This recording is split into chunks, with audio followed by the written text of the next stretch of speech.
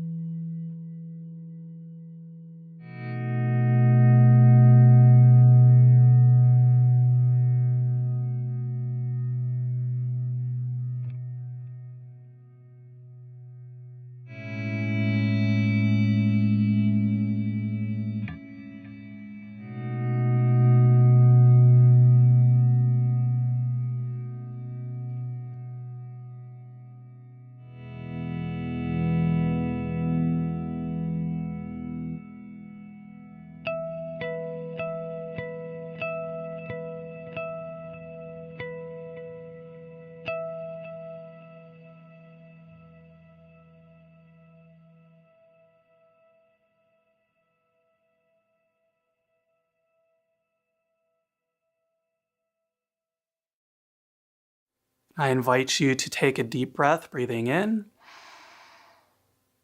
and breathing out. And when you feel ready, go ahead and open your eyes.